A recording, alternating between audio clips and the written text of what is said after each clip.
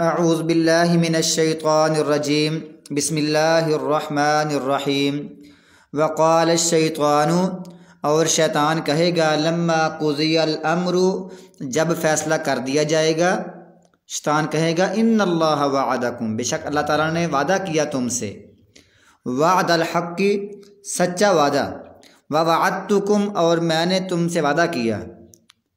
فاخلفتکم، پس میں نے مخالفت کی تمہاری، میں نے تمہاری خلاف ورزی کی، یعنی وعدے کی خلاف ورزی کی تمہارے ساتھ، وما کان لی علیکم، اور نہیں تھی میرے پاس تمہارے خلاف کوئی زور، میرے پاس تمہارے خلاف کوئی زور نہیں تھا، کوئی طاقت نہیں تھی، الا ان دعوتکم، سوائے یہی کہ میں نے تم کو بلایا، فاستجبتم لی، تو تم نے مجھے قبول کر لیا، یعنی میں نے کوئی تمہیں دھکے سے، زور سے، طاقت قوت سے تم کو دین سے ہٹایا نہیں تھا، بلکہ میں نے تم کو دعوت دی تھی، تم کو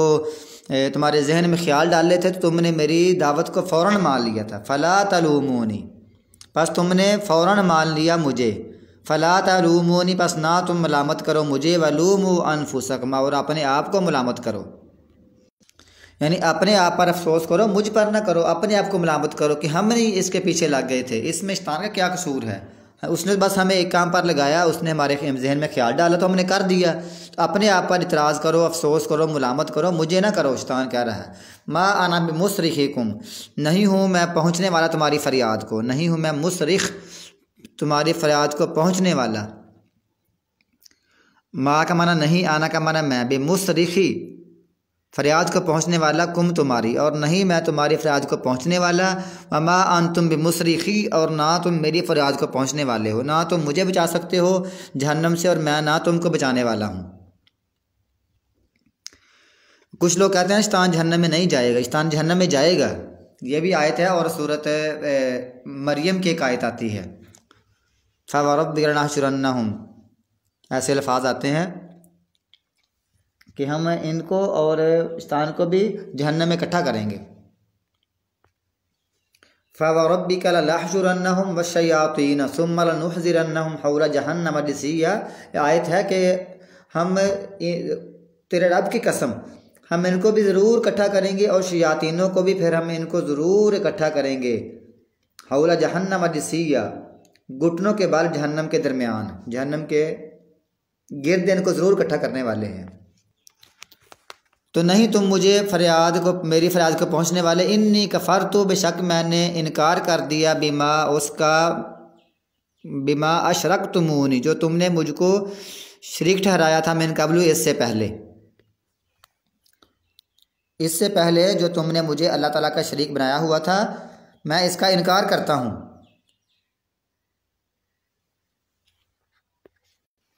یعنی اللہ کو چھوڑ کر میری بات مانتے تھے۔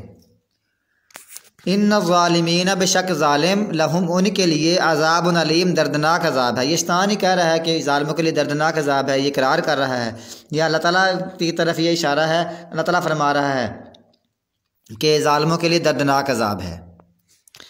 کیونکہ اس سے پہلے شیطان 6 باتیں کر چکا ہے، تو وہ ان باتوں کے متعلق پھر شیطان کہہ رہا ہے کہ میرا وعدہ جھوٹا تھا، پہلی بات، دوسرا، مجھ پر، میرا تو ان پر کوئی زور نہیں تھا، تم نے دلیل کی کے بغیر ہی دعوت خالی قبول کر لی تھی، تم نے دلیل کے بغیر ہی بات کو مان لیا، نمبر 4، مجھے نہیں، اپنے آپ کو ملامت کرو، نمبر 5، میں تمہاری کوئی مدد نہیں کر سکتا، تمہاری کوئی فریاد نہیں پوری کر سکتا، نمبر 6، تم نے مجھے اللہ کا شریک بنا لیا تھا، اور نمبر 7، یہی ظالم، یعنی یہی شیطان کہہ رہا ہے کہ ظالموں کے لیے دردناک عذاب ہے، لیکن یہ جملہ اللہ تعالیٰ کی طرف بھی ہم کر سکتے ہیں، اللہ تعالیٰ فرما رہا ہے ظالموں کے لیے دردناک عذاب ہے۔ وَأُدْخِلَ الَّذِينَ آمَنُوا، اور داخل کر دیے جائیں گے وہ لوگ جو ایمان لائے، وَعَمِلُوا الصَّالِحَاتِ، جنہوں نے عمل کیے اچھے، جنات، ایسے باغوں میں، تجری من تحتہا الانہار، چلتی ہیں جن کے نیچے نہریں، خالدین فیہا، وہ اس میں ہمیشہ رہنے والے ہیں، بإذن ربہ، اپنے رب کے حکم سے، اپنے رب کے حکم سے ان کو جنت میں داخل کر دیا جائے گا ہمیشہ ہمیشہ۔ تحیتہم، ان کی دعا، فیہا، اس میں، سلام، سلام ہوگا، یعنی آپس میں جو دوسرے کو دعا دیں گے نا، وہ دعا یہی ہوگی، السلام علیکم ورحمۃ اللہ وبرکاتہ، فرشتے بھی دعا دیں گے، اللہ تعالیٰ کی طرف سے دعا ہوگی، سلام قولا من رب الرحیم، اللہ تعالیٰ کی طرف سے بھی تمہارے لیے سلامتی ہی سلامتی کے الفاظ ہیں، علم ترا کیا تم نے نہیں دیکھا، کیفا کیا تم کو معلوم نہیں،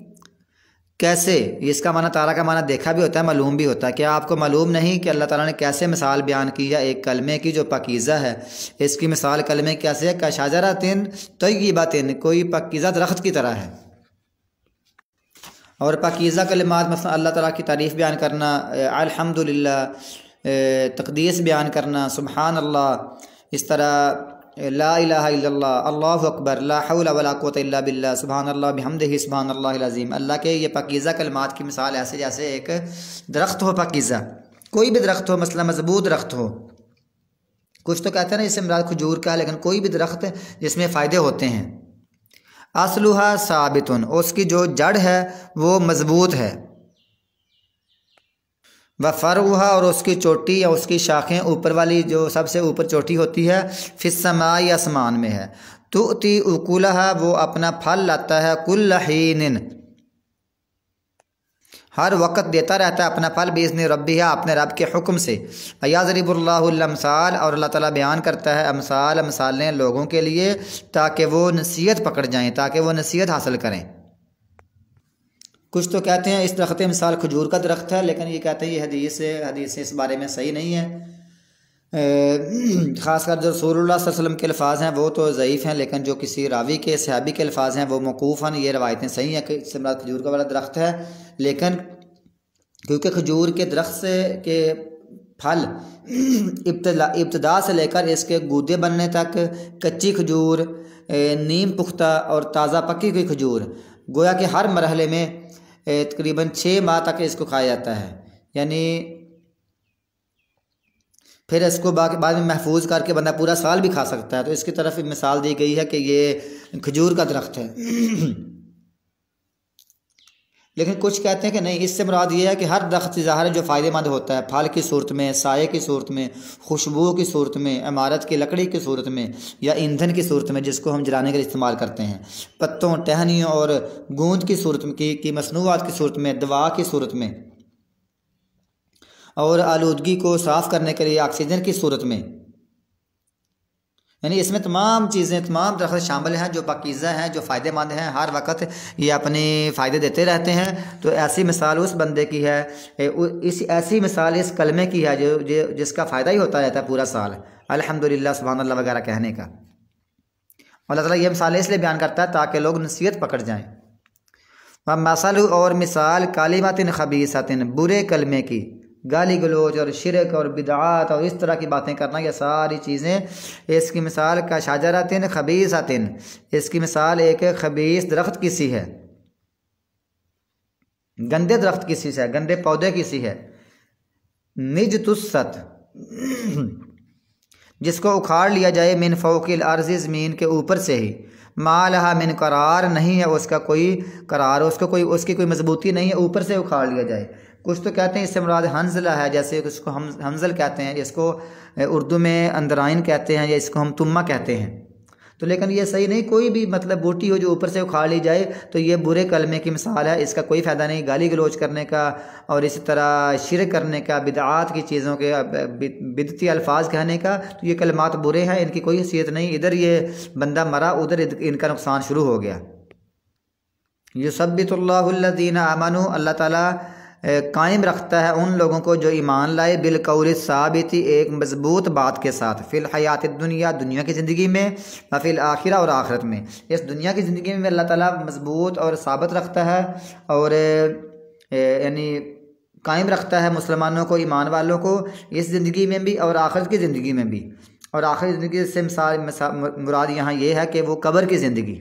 کچھ لوگ قبر کے عذاب کے منکر ہیں اور قبر کے سوال و جواب کے منکر ہیں، وہ طرح طرح کی باتیں کرتے ہیں، لیکن وہ کہتے ہیں کہ بندہ جب مر گیا، جب مار کے قبر میں چلا گیا تو اس کو ہم نے یہاں مٹی میں دفنا دیا تو سب کچھ اس کی روح کے ساتھ ہو رہا ہے۔ اگر یہ کہتے ہیں اگر یہ مرا ہوا ہے تو اللہ کہتا ہے میں نے مرا ہوا کو زندہ کرنا ہے، اور ہمارا یہ عقیدہ ہے اہل سنت والجماعت کا کہ یہ بندہ جو قبر میں چلا گیا، اس کے وہاں اللہ تعالیٰ اس کے دوبارہ فرشتے بھیجتے ہیں، اس سے حساب کتاب کرتے ہیں اور وہ سب جواب دیتا ہے اس سوالوں کے، تو یہ اسی قبر میں ہوتا ہے جو مٹی والی قبر ہوتی ہے۔ اور اگر کوئی بندہ مثلا اس کو جانوروں نے کھا لیا یا وہ جل گیا یا کسی جگہ پر بھی، تو اس کی قبر وہی ہے، جانور نے کھا لیا تو اس جانور کا جو پیٹ ہے وہ بھی اس کی قبر ہے، جانور نے اس کا کھا پی کر اس کا گوشت اس کا فضلہ بن گیا تو اس نے پیشاب کر دیا تو پخانہ کر دیا تو وہ بھی اس کا آخر مٹی میں گیا ہے، تو یہ اس کی قبر ہے، اس قبر میں اس کے سوال جواب ہوتے ہیں۔ اور ہمارے مطابق وہ بندہ مرا ہوا ہے، اللہ تعالیٰ کے الگ سسٹم ہے، اللہ تعالیٰ نے اس زندگی میں اس کو پھر زندگی دی ہے قبر والی۔ اچھا پھر جس کو ہم مردہ کرتے ہیں کہتے ہیں کہ مر گیا ہے، اللہ تعالیٰ اس کو اٹھائے گا، اللہ کے ہاں وہ زندہ ہی ہے، اللہ کے حساب سے وہ اس کو حسابتہ بھی ہوا ہے، فرشتے نے اسے پوچھا بھی ہے، اس کو انعامات بھی مل رہے ہیں، اس کو سزا بھی قبر کے اندر مل رہی ہے۔ اور یہ آیت سے بھی ثابت ہوتا ہے کہ اللہ تعالیٰ یہاں بھی دنیا میں بھی اور آخرت میں بھی ان کو اپنے اسی کلمے پر مضبوط رکھتا ہے، من ربک ما دینک من نبیک، دین یعنی اعمال کے ساتھ اور صحیح عقیدے کے ساتھ۔ بلکہ اس میں رسول اللہ صلی اللہ علیہ وسلم کی ایک صحیح حدیث ہے، بخاری شریف میں ہے کہ برا بن عازب کہتے ہیں رسول اللہ صلی اللہ علیہ وسلم نے فرمایا اذا اقعد المؤمن فی قبرہ اوتی ثم شہد لا الہ الا اللہ وان محمد رسول اللہ فذلک قولہ یثبت اللہ الذین آمنوا بالقول الثابت۔ نبی صلی اللہ علیہ وسلم نے فرمایا جب مومن کو قبر میں بٹھایا جاتا ہے تو اس کے پاس فرشتے آتے ہیں، پھر وہ یہ گواہی دیتا ہے کہ اللہ الہ الا اللہ وان محمد رسول اللہ۔ اللہ تعالیٰ کے یہ فرمان کا یہی مطلب ہے، اللہ کے رسول نے فرمایا اللہ تعالیٰ کی اس آیت کا یہی مطلب ہے۔ اور صحیح بخاری میں اس کے جو بعد والی روایت ہے نا اس میں ہے کہ یہ آیت عذاب قبر کے بارے میں اتاری گئی تھی، اور بھی اس بارے میں حدیثیں آتی ہیں۔ تو میں مختصر اس کی مطلب اردو پڑھ دیتا ہوں تاکہ آپ کو سمجھائے کہ اس سے کیا مراد ہے۔ اللہ کے رسول صلی اللہ علیہ وسلم نے فرمایا، بخاری شریف ہے، کتاب الجنائز ہے، بندہ جب اپنی قبر میں رکھا جاتا ہے اور اس کے ساتھی واپس چل پڑتے ہیں اور وہ اپنے ساتھیوں کے جوتوں کی آواز سن رہا ہوتا ہے تو اس کے پاس دو فرشتے آتے ہیں، چل رہے ہوتے ہیں، کچھ چل پڑتے ہیں، کچھ وہاں چل پھر رہے ہوتے ہیں، تو فرشتے آتے ہیں تو اس سے بٹھاتے ہیں اور کہتے ہیں کہ تو اس آدمی محمد صلی اللہ علیہ وسلم کے متعلق کیا کہتا تھا؟ اگر وہ مومن ہے تو وہ کہتا تھا میں گواہی دیتا ہوں کہ وہ اللہ کے بندے اور اس کے رسول ہیں، تو اس سے کہا جائے گا کہ آگ میں اپنی جگہ دیکھو، کہ وہ تمہاری جگہ آگ میں، اس کو دیکھ لو، اللہ تعالیٰ نے اسے بدل کر تجھے جنت میں جگہ دے دی ہے، جگہ اپنے داغ میں دیکھ لو، تو جگہ اس کو ابھی بدل کر جنت میں جگہ تمہیں دے دی ہے، چاہتے وہ دونوں کو دیکھتا ہے، تو اس کے لیے اس کی قبر کو بہت وسیع کر دیا جاتا ہے۔ اور منافق اور کافر، اس سے کہا جاتا ہے کہ تمہارا اس مسلم کے بارے میں کیا، یعنی تم کیا کہا کرتے تھے؟ تو وہ کہتے ہیں منافق اور کافر کہتا ہے کہ میں نہیں جانتا، جو کچھ لوگ کہتے تھے میں بھی وہی کہا کرتا تھا۔ تو اس سے فرشتے کہتے ہیں لا دریتا ولا تلیتا، نہ تو نے کچھ جانا اور نہ جاننے کی کوشش کی۔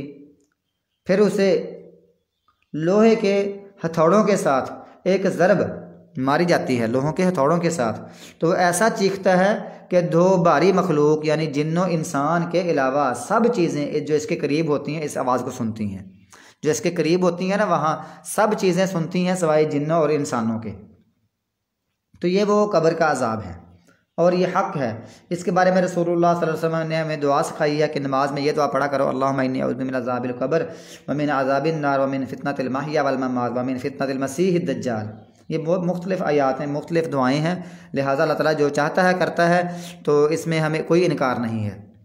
ایذل اللہ الظالمین، اصل میں جو لوگ اس کا انکار کرتے ہیں نا وہ اصل میں منکرین حدیث کا انکار کر رہے ہوتے ہیں، وہ عجیب کہتے ہیں روح کو عذاب ہو رہا ہے، یہاں نہیں ہو رہا، اللہ کے نبی جب فرما دیا تو ہمیں یقین ہے کہ فرما دیا، جیسے آپ نے فرمایا ویسے ہوتا ہے۔